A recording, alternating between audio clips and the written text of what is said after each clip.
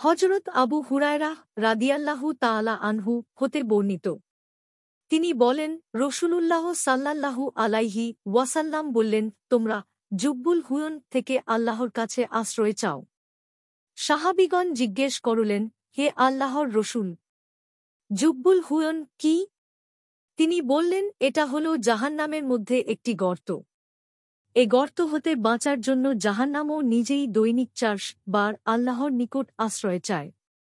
সাহাবীগণ জিজ্ঞেস করল, হে আল্লাহর রসূল, এতে এ গর্তে কারা যাবে?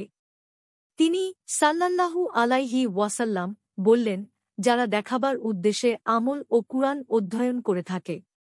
তিরমিজি ও ইবনু মাজাহ মুকদ্দামাহ। ইবনু মাজার অপর বর্ণনায় রয়েছে, রাসূলুল্লাহ সাল্লাল্লাহু আলাইহি ওয়াসাল্লাম এ কথাও বলেছেন, কুরআন অধ্যয়নকারী আলিম গণের মধ্যে তারাই আল্লাহর নিকট সর্বাপেক্ষা ঘৃণিত, যারা আমিরুমারার সাথে বেশি বেশি সাক্ষাৎ বা মেলামেশা করে। মুহারিবি রহমাতুল্লাহি আলাইহি বলেন, উমারা বলতে বুঝানো হয়েছে অত্যাচারী শাসক।